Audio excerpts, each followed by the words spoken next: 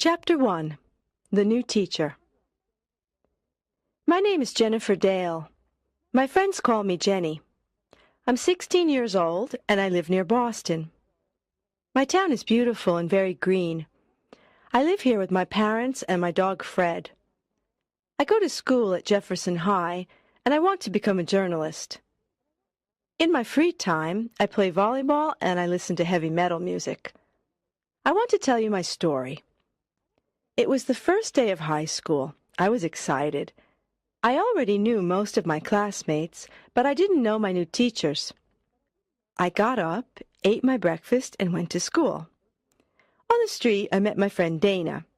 Her house is near mine, and we always walk to school together. I hope our new teachers are men, and I hope they're handsome, Dana said.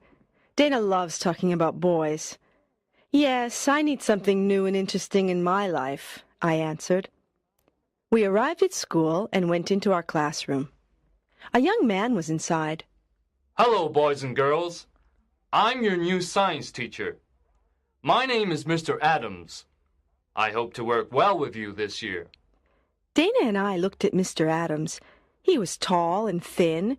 He had blonde hair and brown eyes. He seemed friendly. We're lucky. I think he's a very handsome teacher, Dana said to me. Yes, he is, I answered. I looked at him and he looked at me. Our eyes met. What's your name? He asked, smiling. Jennifer, I answered. I was a little nervous. He turned to Dana. And who are you? I'm Dana.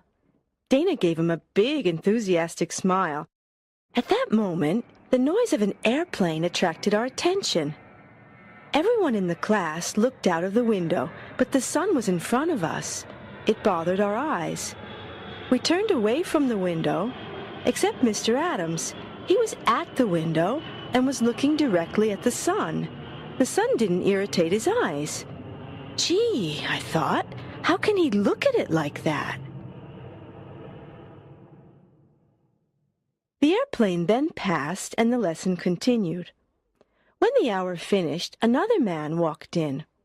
This one had black hair and green eyes. His nose was small and pointed, and he had strangely high cheekbones. What a weird-looking teacher, I said to Dana. Wow, you're right, she exclaimed. The teacher didn't smile and spoke coldly to the class. I'm your English teacher. I want you to be on your best behavior this year. The lesson can begin. And remember, no talking. Everyone in class was evidently shocked, but no one said anything. Another student, Steve, raised his hand. What? Asked the new teacher in his cold voice. Excuse me, but what's your name? Mr. Stone, he answered. I then noticed that his voice wasn't just cold, it was metallic and monotonous. Dana looked at me with disappointment. She raised her eyebrows. What's his problem? She mouthed. The lesson proceeded. Mr. Stone read a poem from our English literature book. His voice was weird, very weird. It had no emotion. It was almost robotic. Someone touched me. It was Dana. Isn't he horrible? She whispered. I nodded. The other teachers we met that morning were Miss Smith, the arts teacher, and Mrs. Ching, who taught math. Both seemed nice. Miss Smith in particular was a very cheerful person.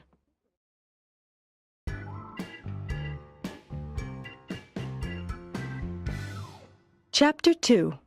Clues. I always eat lunch at school. That day I ate with Dana and Paul Miller, another friend from my class. Paul was a very intelligent boy. He was always the best in math. His parents were divorced, and he lived with his father and his black cat, Apollo. He missed his mother. She lived with another man and didn't want to see Paul. His father was never at home, so Paul was very lonely. He didn't have many friends at school because he was too intellectual. He loved Apollo very much and spent a lot of time with him. What do you think about our new teachers? I asked my friends. I think Mr. Adams is very sexy, said Dana. Did you see how he looked at the airplane? The sun didn't bother him, exclaimed Paul. You're right, I said. But did you hear Mr. Stone? He speaks like a robot. His voice is cold and metallic. He's unfriendly, too, added Dana. That's true, I said. Look, said Paul. Look what he's eating. We looked at Mr. Stone. He sat away from the other teachers, and he didn't have a normal lunch. There was a glass in front of him. It was full of a dense green liquid. There were some black pills in his hand. He put 2 of them in the glass. The green liquid started to bubble, and it changed color. It started to become red. Then he took the glass and drank the mysterious red formula. I looked at Paul, and he looked at me. We were disgusted and frightened. Dana tried to be rational. Maybe it's a new diet. Maybe that's why he's so thin, she said. I didn't agree. There was something strange about Mr. Stone. That afternoon, and the next day, we met our other new teachers. We also had English again. Mr. Stone came in and sat down. Miller, Paul Miller, tell me something about yourself. Paul was surprised. English teachers don't usually ask personal questions. Well, Paul, don't you have anything to say? Well, I enjoy astronomy. I have a cat. Mr. Stone asked everyone to say something about their life and hobbies. Maybe he wants to create a relationship with us, but he's such a cold person. How bizarre, I thought. Then, looking at him more carefully, I noticed something. His eyes weren't green anymore. They seemed a darker, different color. I raised my hand. "May I go to the bathroom?" I asked. As I walked towards the door, I looked at Mr. Stone's eyes again. I was right. They were yellowish-brown. They looked like amber.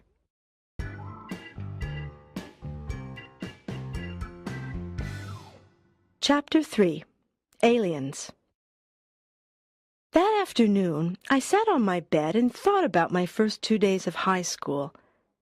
I wanted to know more about Mr. Stone. I decided to go and visit Paul.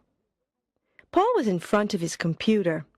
He was very interested in astronomy, the occult, and life on other planets. "Hi, Paul, what are you doing?" I asked. I'm on the internet. I'm in contact with the International Space Fan Club. Listen to this. Something very important is happening. A comet is passing through the Virgo constellation. There are the right connections for intergalactic meetings. The Earth has been in the Virgo constellation since last week. "But what are intergalactic meetings?" I asked.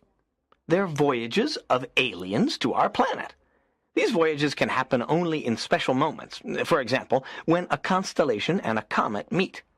Aliens can travel to our planet for different reasons. Sometimes they want to study us humans. Some people say that aliens may come to Earth to conquer the planet. I looked at Paul with a shocked expression.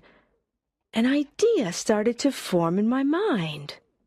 What's wrong, Jenny? Paul asked. "Maybe Mr. Stone is an alien," I exclaimed.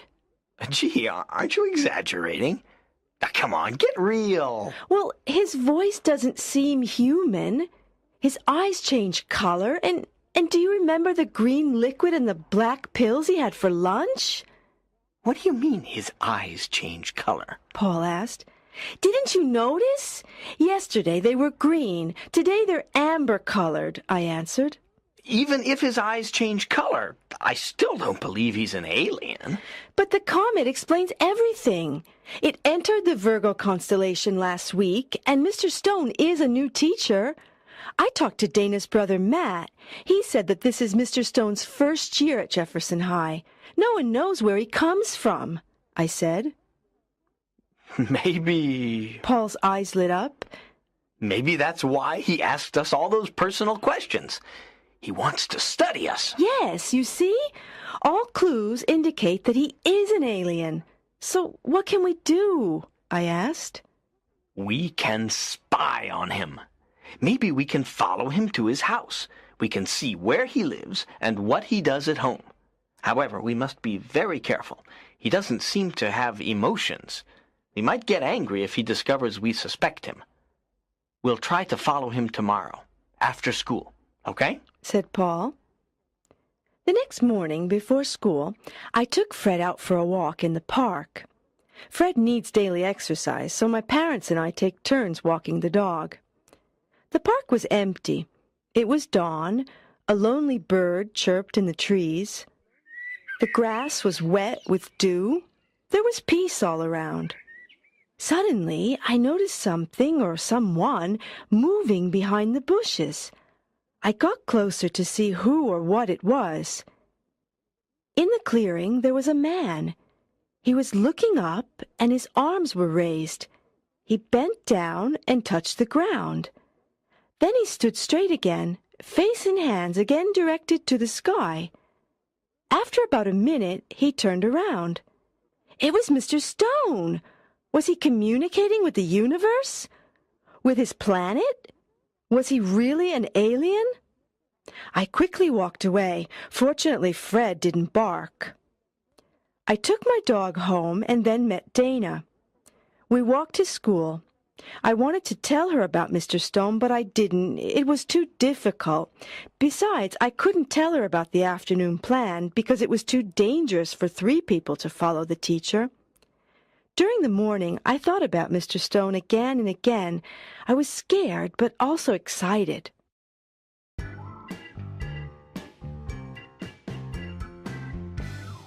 Chapter 4. Too much imagination? When the science class started, Mr. Adams walked in.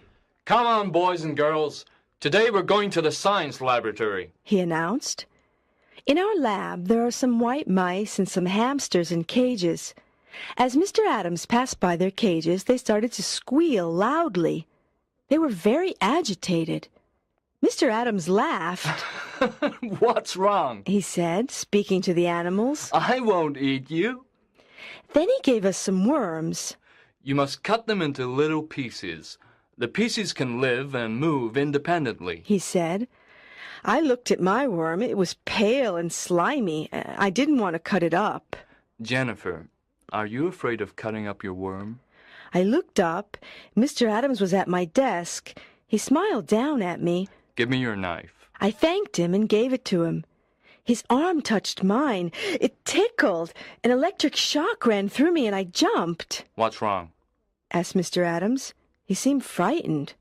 Nothing, I answered, trying to smile. He helped me cut up my worm, then walked away. No one else in class had noticed anything. I didn't know what to think. Were all my teachers weird, or was I just too imaginative? I wrote a note to Paul and told him what had happened. "Paul," I whispered. Paul turned and looked at me. I passed the note. Excuse me. What are you doing? Paul, what do you have in your hand? Asked Mr. Adams.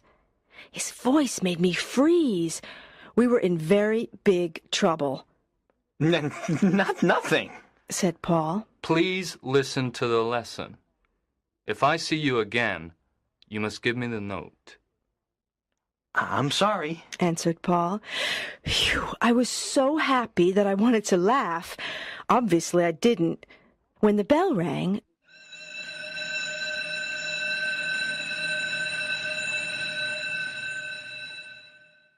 Mr. Adams called me to his desk. Oh, no, I thought. He smiled. I'm sorry I scared you. 2 years ago I had an accident. My left arm is artificial. It's an electric prosthesis, and sometimes it can give electric shocks. He seemed a little embarrassed. I was surprised and sorry. He was so sweet. I thanked him and went to lunch. Paul, forget what I wrote, I said as I sat down at our usual lunch table. I told Paul and Dana about Mr. Adams's electric prosthesis. Then Dana mentioned Mr. Stone. Paul and I looked at each other, but we didn't say anything. Besides, after school, Dana had a dance club meeting in the gym, so Paul and I were free. We finished our chocolate milk and went out to recess. At the door, we met Mr. Stone. His head was down. He seemed deep in thought. Hi. Dana said to him. Hi. He said, surprised, lifting his head. His eyes were green again. Wow, that Mr. Stone is really a mystery. Dana exclaimed. I still didn't want to tell Dana the whole story, so I changed the subject. Fortunately, the bell interrupted us.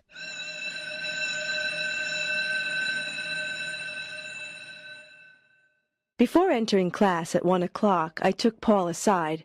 I quickly told him about what I had seen in the park. Wow! I wonder what we'll see this afternoon, remarked Paul.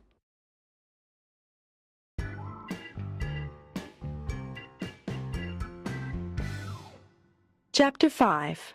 Mr. Stone. When the school day finished, Paul and I hid behind some bushes and watched the school gate. We saw many classes go home and some teachers, but we didn't see Mr. Stone. The minutes passed. Maybe he went home by car, I said. At that moment, through the bushes, we saw a man with black hair and very high cheekbones walk past. It's him, I whispered. Wait! He mustn't suspect that we are following him, Paul said. We waited 2 minutes. Okay, we can go, I said. We followed him at a distance, and finally we saw him go into a house. It was a pretty pink 2-story building. There was a lawn in front of it and a big tree on the side. We crept up to the window and carefully looked inside. Mr. Stone put his briefcase down and opened the refrigerator. He took out another bottle of that horrible green liquid and put it on the table. Then he went upstairs. Now what can we do? Paul whispered. No problem. I can climb the tree, I said. Are you sure? Of course. Don't forget I play volleyball. Be careful. I went to the tree. It wasn't very high, and it was easy to climb. From my position, I could see his room. Mr. Stone was there. What's happening? Whispered Paul. He's sitting in front of a mirror, I said softly. His hands are on his head. Oh, no! What? What? Asked Paul. The teacher was totally bald, and his head was covered with disgusting brown warts. I felt sick. Suddenly, I noticed my reflection in Mr. Stone's mirror, and Mr. Stone noticed it too. He brusquely turned around and stared at me. I was paralyzed with fear. My mouth fell open. I was expecting the worst. Instead, Mr. Stone didn't look angry. He actually seemed very sad. He opened the window. You students think I'm weird. Come inside. I want to tell you something. Oh, Mr. Stone, I'm terribly sorry, I started to say. I was extremely embarrassed. Don't worry. Since you're here, please come in. I climbed down the tree. Paul was very nervous. Come on, Jenny. Let's go away before it's too late. No, Paul, I'm going in. But... I went towards Mr. Stone's front door, so Paul followed. The teacher opened the door and made us sit down in his living room. Do you want something to drink? He asked. No, nothing, thank you, I answered. What are those warts on your head? Asked Paul, ignoring the look I gave him. These warts are the results of a throat tumor. You see, I started smoking as a teenager, and I continued until the tumor. Chemotherapy made me lose all of my hair, and I developed these warts. You've probably noticed my voice. Unfortunately, the tumor destroyed my vocal cords, so now I speak with a voice implant. The tumor has caused very serious changes in my life. I started to suffer from depression, and I still see a psychiatrist. I also moved, hoping to start a better life in a new environment. In fact, I'm from Wisconsin. You see, I'm not married, and the illness has made me very lonely. People don't like illnesses. They stay away from sick people. Sick people bother them. Mr. Stone, we really feel terrible about our behavior, I said. Yes, we really apologize. We hope you can forgive us, added Paul. Don't worry. In a sense, I'm glad this happened. I haven't talked like this to anyone for a long time. You see, I want to be friends with my students. That's why I asked your class so many questions. But it's very hard for me to smile or be cheerful. Try to understand if I'm strict or unpleasant. I smiled at Mr. Stone. I was very moved. "We understand," I said softly. May I ask you a question? Said Paul. "Paul!" I exclaimed. It's okay. Ask me anything you want. Answered Mr. Stone. What's that stuff you eat at lunch? Oh, did that scare you? The green liquid and the black pills are part of my treatment. They include protein and other nutritional substances. And why? Excuse my curiosity. Were your eyes amber-colored yesterday? Well, I tried some colored contact lenses. I wanted to do something different. I thought that a new look could make me feel better, but it didn't work. "Mr. Stone," I began, I saw you at the park this morning." Gee, I probably appeared very strange to you with all those movements, he said. My doctor suggested early morning exercise in fresh, clean air. You really have watched me these last few days, I must say. Paul and I looked at each other. We felt rude and very silly. We were ashamed for being so inconsiderate. "Well, Mr. Stone, we don't know how to thank you for your hospitality and kindness," I said. "We really don't deserve it. Our behavior—" That's enough. Don't worry. Thank you for your company. I'll see you tomorrow at school. And remember, if you ever want to come and visit me, you're always welcome. Thank you very much. We'll come again, said Paul. Paul and I left Mr. Stone's house and walked home. Well, I think we've learned a lesson, Paul said. We must remember that many people in this world are suffering. Many people have problems, and if they act in strange ways, there are reasons. There isn't an alien behind every bush. There's a person, just like you and me. And maybe this person needs friendship and a helping hand. I looked at Paul with affection and admiration. His words expressed my own thoughts perfectly. We had let our imagination and superficiality dominate us. This made us forget human feelings and problems. I thought about Mr. Adams and his artificial arm. Even in that case, I had overreacted with my ridiculous suspicions. "Hey, Paul," I said, "I want to celebrate. This adventure is over. I feel relieved. Let's go to the Rainbow and buy an ice cream." Okay, Jenny. Good idea. "Let's call Dana, too," I added, thinking it was the moment to inform her about everything. Sure. We stopped at Dana's house and invited her.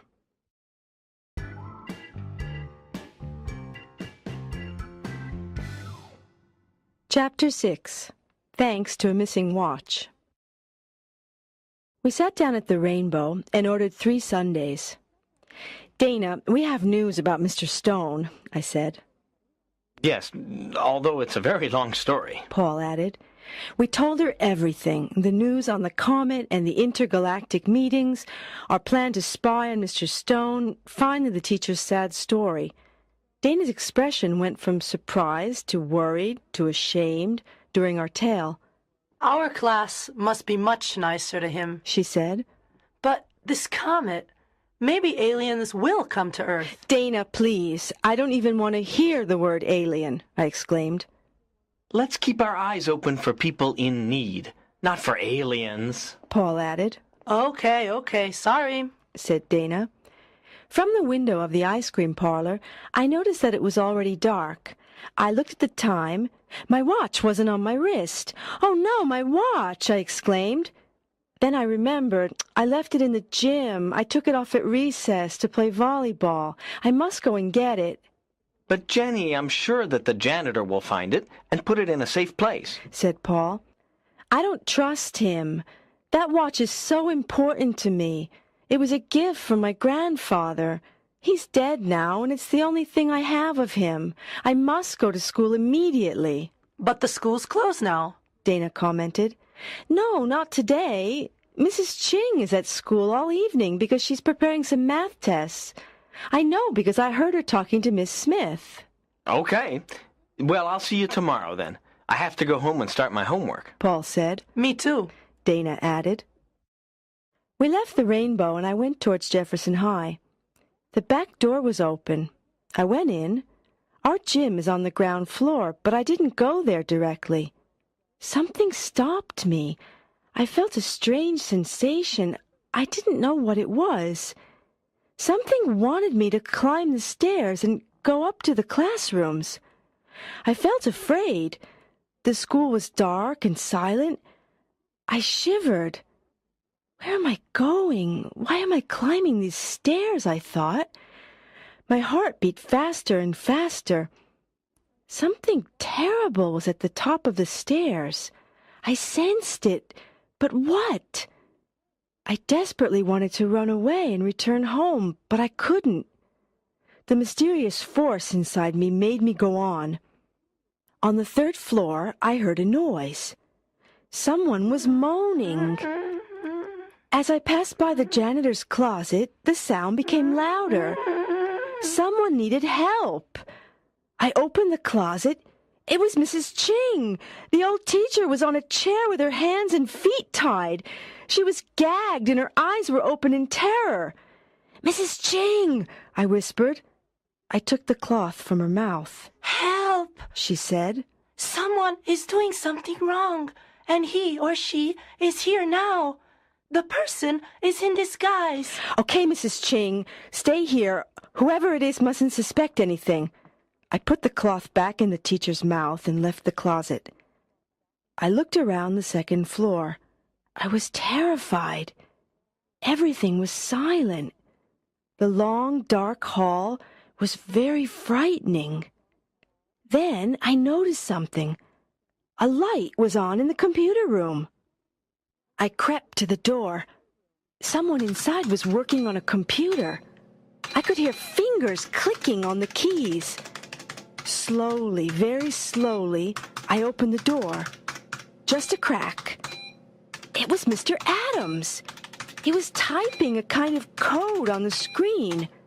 Was it a password? Then he took a small plastic object from his pocket. It looked like a key. He inserted it in the diskette slot. The screen blacked out. It flickered. Then something appeared. It was the face of an alien. The alien had a green head and big red eyes. It didn't have hair and it didn't have a nose. Its mouth and ears were very small. Then Mr. Adams put his hands on his head. He was pulling at his hair. It started to come apart. He was taking off his hair and his face. A green bald head surfaced. I realized that he was identical to the alien on the screen. He put his face on the computer table.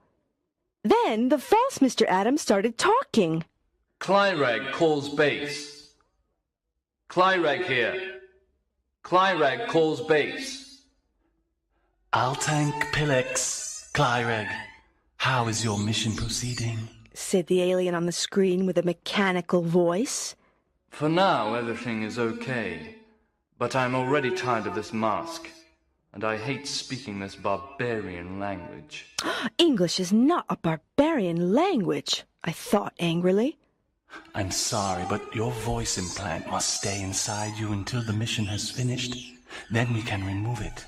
Tell me, does anyone suspect you? Said the alien. No, I don't think so.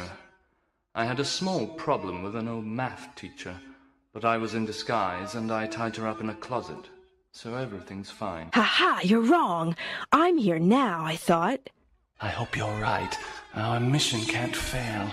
The spaceship must come this Friday. We'll land in the old abandoned airfield. We'll wait for you there. By 9:30 p.m., you must be ready. You must have the 2 students to take to Mitrax. We can't be late. When the comet leaves the Virgo constellation, we won't be able to travel anymore. The intergalactic doors close on Friday at midnight, said the alien on the screen. I know. Don't worry. I must still choose the 2 students, but I think I know who I want. How will you capture the students? You can't touch them because you're electric. Aha! So the story of his prostheses was a big fat lie, I thought. On Friday evening, there is a family teachers' meeting. During the meeting, I'll leave the other teachers. While the parents are listening to the teachers, I'll ask the students to come with me. I'll invent an excuse. Then I'll take them to the science lab, and I'll spray them with my hypnotizing spray. Once they're hypnotized, they'll do everything I say. They won't be able to think or rebel. We'll go out of the building by the fire escape exit and walk to the airfield, said Mr. Adams Clyreg. I'm sure he wants me, I said to myself. Be at the airfield by 9:30 p.m. then, Clyreg. Good luck. I'll tank Pilex. I'll tank Pilex, Gortz, said Mr. Adams Clyreg to the alien on the screen. Then he took the key out and the computer screen returned to normal. I silently closed the door and quickly went back to Mrs. Ching. I can't tell you anything. It's for your own safety. Just act normally and no one will hurt you, I said. Who? Mrs. Ching started to ask, but I escaped down the stairs and ran out of the building. I stopped running when I was far from the school. My watch was still in the gym, but at that point I didn't care. I had a lot of difficulty sleeping that night. I decided to tell Paul and Dana, but no one else. No one would believe me.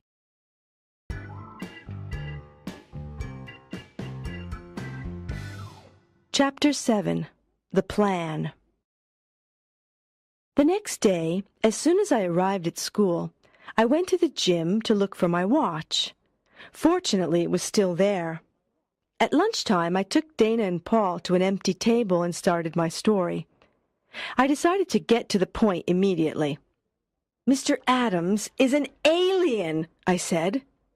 No, not again. Are you doing this on purpose? Because if you're not, you have a problem. Paul exclaimed angrily.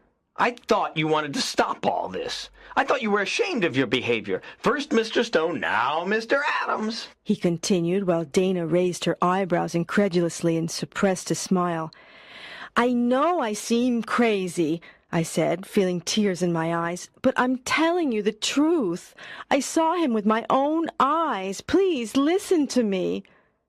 I told them everything, from my mysterious sensation to the conversation between Mr. Adams Clyreg and the alien on the computer screen. Both my friends looked terrified and shocked. They finally believed me. Besides, I added, do you remember how he looked at the sun? It's incredible, I continued.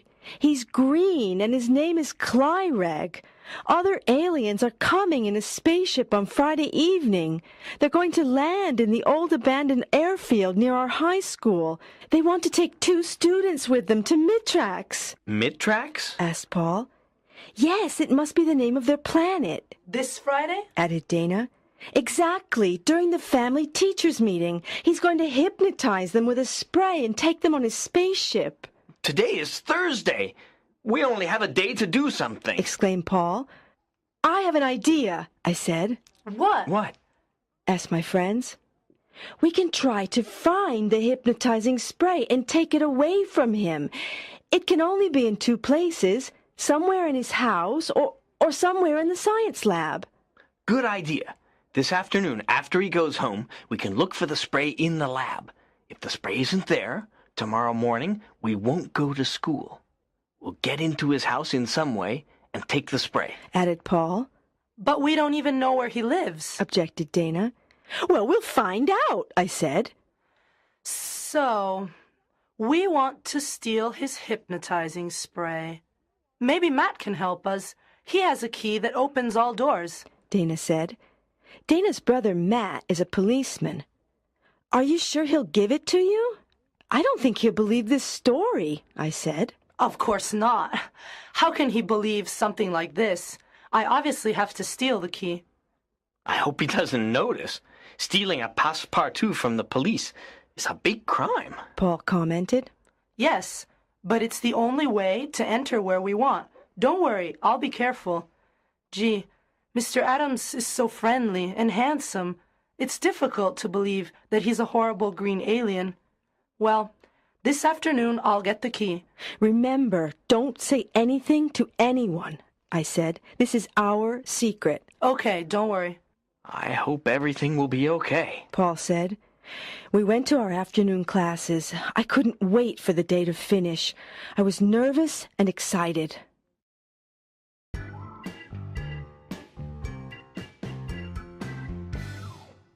Chapter 8. Paul's Decision. I constantly thought of the day before. I remembered when he took off his face. Behind that blonde hair there was a bald green head. Behind those brown eyes, 2 red ones. And behind the nose, nothing. I shivered. After school, I went with Dana to her house. Paul instead stayed at school to make sure that Clyreg went home. When Dana and I arrived at her house, there was no one there. I hope Matt didn't take the key with him, said Dana. We went in. Dana went to her brother's room. I heard her open many drawers. I crossed my fingers. Here it is, Dana exclaimed. Oh, great! Now let's go back to school, I said. Wait, my mom will be back soon. I have to leave her a note. I'll tell her I'm at the library, Dana said. We went back to school. Paul was sitting on the steps. Has Clyreg left? I asked.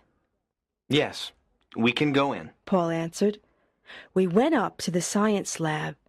When we arrived, we noticed that the door was open. Someone was whistling inside. Oh no, it's the janitor, Paul whispered. Let's hide in the bathroom, Dana suggested. It's already been cleaned, so he won't come in. We quickly entered the girls' bathroom and hid. After some time, the janitor walked away. We heard him go down the stairs. Okay, now, Paul said. We entered the lab and looked around. We opened the chemical cabinet with Matt's passepartout and examined every container. There weren't any sprays or strange bottles, so we tried the refrigerator. What's this? I said.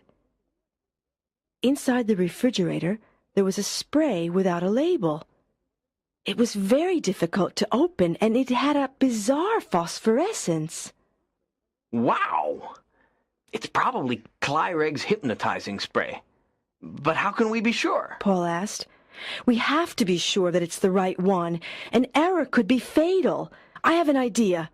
I can try the spray on my dog Fred. Fred hates taking baths and especially eating leftovers. I'll spray him. If he doesn't protest, we have the right spray, I said. Excellent. Please phone me after and tell me the results, Paul said. I want to know too, Dana added. We carefully went out of the lab and left the building. When I arrived home, I prepared a big bath for Fred. Fred! Freddie! I called. The dog was in the garden. When he saw me with the big basin full of water, he barked and howled. He ran inside his doghouse. Silly dog, I thought. I took the spray, went to the doghouse, and sprayed Fred. Then I called him again, and I pointed towards the water in the basin. What a surprise! Fred calmly came out of the doghouse and jumped into the water. After Fred's bath, I went to the refrigerator and took out some leftovers. I put them in his dish and gave it to him. "Food time, Fred," I said. Fred saw the leftovers and didn't protest. He started eating. It was incredible. I immediately phoned Dana and gave her the good news. Then I phoned Paul. "Hi, Paul, it's me. We have the right spray. Fred has been completely hypnotized." Great. Listen, can you come to my house now? I need to talk to you. There was something strange in his voice. "Paul, are you okay?" I asked. Yes, I'm fine. I'll tell you everything when you arrive, okay? Please come. It's important. I took the bus and arrived at Paul's house. He was alone, as always. He was in his room with his cat, Apollo, in his arms. I want to go to Mitrax with Clyreg, Paul said. "What?" Yes, I want to go to Mitrax with Clyreg. Paul repeated. "Are you kidding? You're crazy. No, I'm not crazy. Look at my life. My mother doesn't love me. She went away and never wants to see me. How do you think I feel? My father is always working. He doesn't care if I'm here or in Timbuktu. He only cares about his young blonde secretaries. At school, everyone thinks I'm strange. You're my only true friend in class. Jenny, I'm not happy here. Try to understand. This world isn't for me. I don't like my life. I want to test my destiny and see what happens to me. Honestly, I really don't think that Clyreg wants to hurt us students. How do you know? I asked angrily, shocked at what he was saying. He doesn't give me that impression. I'm sure the aliens just want to study us. I feel I can trust them. Also, you know I love space. I've always been interested in astronomy and alien life. This is a fantastic opportunity to see life on another planet, in another galaxy. This is my dream. This opportunity will never exist again. If aliens come to Earth at the next intergalactic meeting, they certainly won't come to our town again. Listening to Paul, I started to understand his point of view. But it was terrible to think that Paul didn't have anyone. No one really cared about him. I was very sad. Running away to another planet isn't the right solution to your problems, I said. But I've tried to talk to my father about my problems. I've tried many times. Nothing has changed. Listen, I want to go to Mitrax. I feel it's the right thing for me. Something inside is pushing me to go. Maybe going to Mitrax was the best thing for Paul, although I still couldn't believe it. If you're convinced, but I'll miss you a lot. I'll never see you again, I said. Nothing is forever. You will see me again. I promise. Don't make promises you can't keep, I said with tears in my eyes. Believe me, Jenny. Sooner or later, when the next intergalactic door opens, I'll return, and I'll have many new things to tell you. Listen, He continued. We must organize our plan for tomorrow evening. When Clyreg takes the 2 students to the science lab, he'll open the refrigerator, but he won't find the spray. At that point, he won't be able to do anything, because he can't touch us. If he touches us, he'll electrocute us. Paul explained. Then he won't be able to study us anymore, I interrupted. Exactly. So, when he sees that his mission has failed, the only thing he can do is go to the airfield and leave with his spaceship. He can't stay any longer because he can't miss his spaceship. And the spaceship can't wait for him. I won't come to the family teachers meeting. I'll wait for Mr. Adams at the airfield. I sadly looked at Paul. Good luck. I'll wait for you, I said. Paul picked up Apollo and gave him to me. I want you to keep him. Take care of him for me. He came closer to me. For the first time we kissed. My heart pounded. Oh, Paul, thanks for Apollo. Thank you very much. I stroked the black cat and he purred.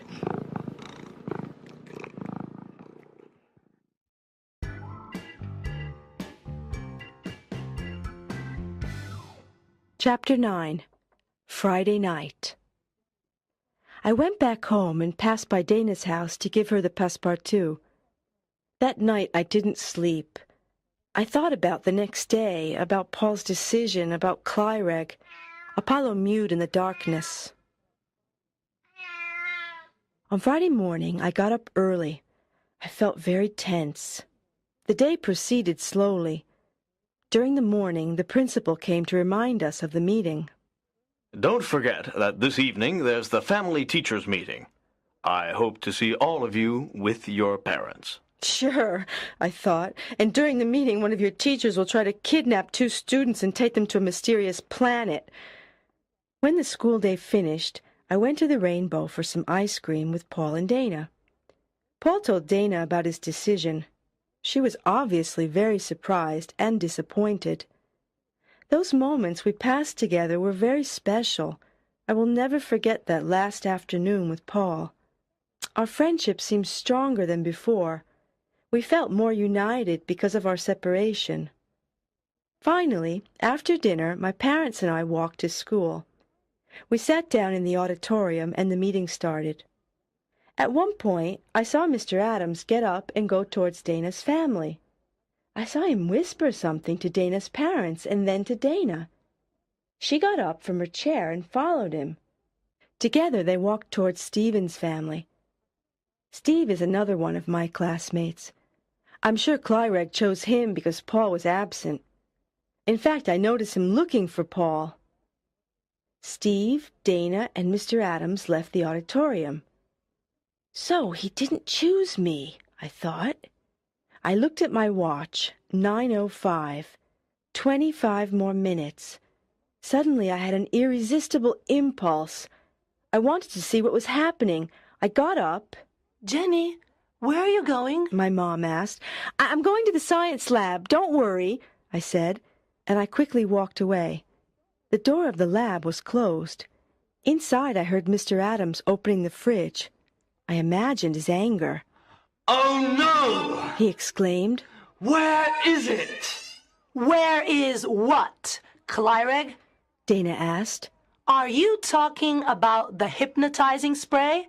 You lost, Clyreg. She exclaimed triumphantly. What? You know? Clyreg was shocked. What spray? What are you saying? Said Steve, who didn't know anything about it. What courage Dana has, I thought. Mr. Adams had the power to electrocute her if he wanted. It was stupid to make him angry. But in the end, it seems that Paul was right. Clyreg wasn't really a bad alien. Well, I don't think you need us anymore, Dana said. The door opened and she walked out. Come on, Steve. Everything's okay. Let's go back to the meeting. Then Clyreg came out. He seemed confused and helpless. I looked at my watch. Clyreg, it's 9:17. Go. Don't miss your spaceship, I said, almost with compassion. Clyreg looked at me, even more surprised. Then he went to the fire escape exit and ran away. At that moment, I thought of Paul. I followed Clyreg down the fire escape stairs and out of the building. Our school is very close to the old airfield, so Clyreg and I reached it at 9:24. The spaceship was already there, waiting for Clyreg. Its portal was open, but all the lights were off. The aliens from Mitrax didn't want anyone to see them. Paul was there, too. When he saw Clyreg, he ran towards him. Clyreg, listen, I want to come with you. Take me with you. You could study me. I know you won't hurt me. Clyreg was literally shocked. Come then, Paul. Hurry. He said, recovering from his amazement. Paul! I shouted. Jenny! He ran to me and we embraced. This crazy adventure has finally finished. Fortunately, everything ended well for everyone, Paul said. Think about me sometimes, I said. I'll always think of you. And remember, I'll be back. Paul! Clyreg shouted. He was on the stairs of the spaceship. The portal is closing. Have fun in Mitrax, you space lover, I said, laughing and crying at the same time. Paul went up the stairs and the portal closed behind him. The spaceship lights turned on and it silently went up into the dark night sky. I watched it disappear into the blackness. Then I hurried back to school. My parents were still at the meeting with everyone else. No one seemed to suspect anything. Dana and Steve sat calmly near their parents. I, too, went back to my mother and father, smiling innocently. Today, 6 months have passed. Everyone at school now knows the truth about Mr. Adams, although not everyone totally believes my story. We have a new science teacher. Her name is Miss Lundberg, and for the moment she seems normal. Dana and I have been to visit Mr. Stone a few times, and his relationship with our class has really improved. He seems a happier person, and this pleases me a lot. Steve is now Dana's boyfriend, and they make a nice couple. I still have the hypnotizing spray. I keep it hidden, although sometimes I use it on Fred when he needs a bath. Apollo is now a member of our family.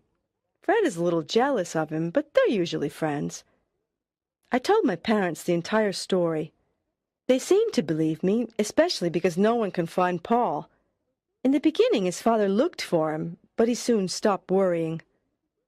Sometimes Dana and I talk about Clyreg and our adventure. We remember Paul. On many evenings, alone in my garden, I look up at the sky and think about him. Good night, Paul, wherever you are. See you soon.